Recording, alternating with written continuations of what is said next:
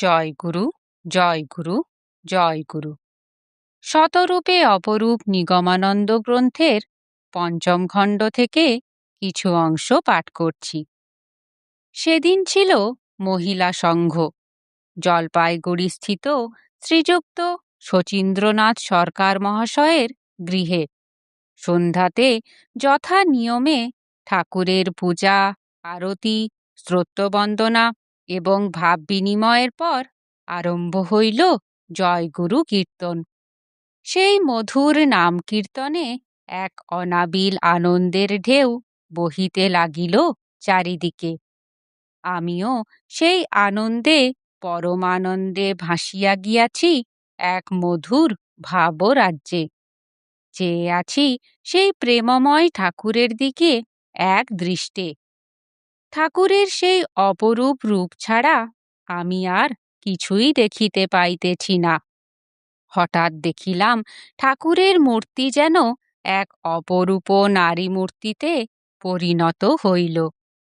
কপালে একদিকে চন্দন এবং একদিকে সিন্দুর। তবে কি আমার চোখের ভ্রম?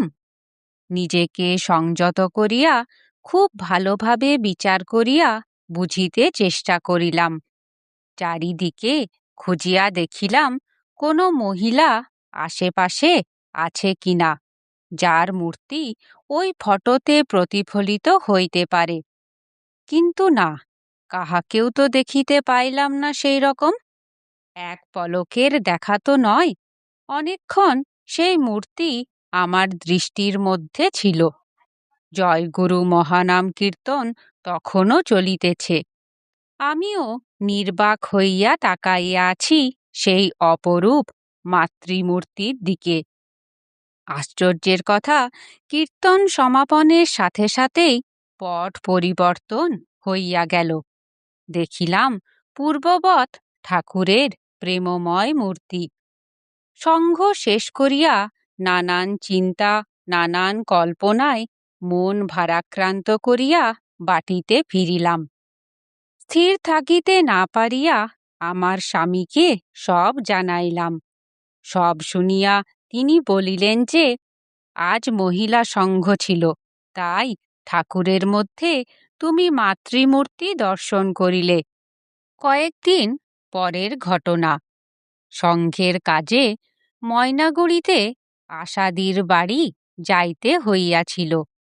বাড়িতে প্রবেশ করিয়াই আমার চোখে পড়িল এক পবিত্র নারী মূর্তির ফটো। এই তো সে মূর্তি যাকে আমি ঠাকুরের ফটোর মধ্যে দেখিয়াছিলাম। আনন্দে মন আমার নাচিয়া উঠিল, প্রাণে শিহরণ জাগিল। কিন্তু কে এই নারী? আমি তো চিনি না। পূর্বেও কোনোদিন দেখিবার সৌভাগ্য আমার হয় নাই। তাই আশাদিকে জিজ্ঞাসা করায় তিনি বলিলেন, ইনি হচ্ছেন ভৈরবী যোগমায়া দেবী, ঠাকুর যাকে সন্ন্যাস দিয়েছিলেন, আশ্রমে যিনি মাতৃরূপে প্রতিষ্ঠিতা ছিলেন। বাড়ি ফিরিয়া আমার স্বামীর কাছ হইতে জানিতে পারিলাম সংসার আশ্রমে ইনি ছিলেন তহসিলদার উমাচরণ সরকার মহাশয়ের সহধর্মিণী হেমলতা দেবী। তিনি ছিলেন নিঃসন্তান এবং ধর্মশীলা।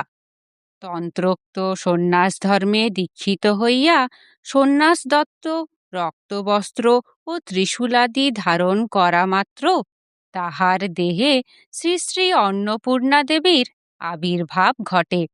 শ্রী শ্রী ঠাকুরের দেহ ধারণকাল পর্যন্ত হেমলতার দেহে অবস্থান করিবেন এবং শ্রী শ্রী ঠাকুরের প্রতিষ্ঠিত আশ্রম মঠাদির অধিষ্ঠাত্রী দেবীরূপে বিরাজ করিবেন, এইরূপ প্রতিশ্রুতি প্রদান করিয়াছিলেন। জয় গুরু।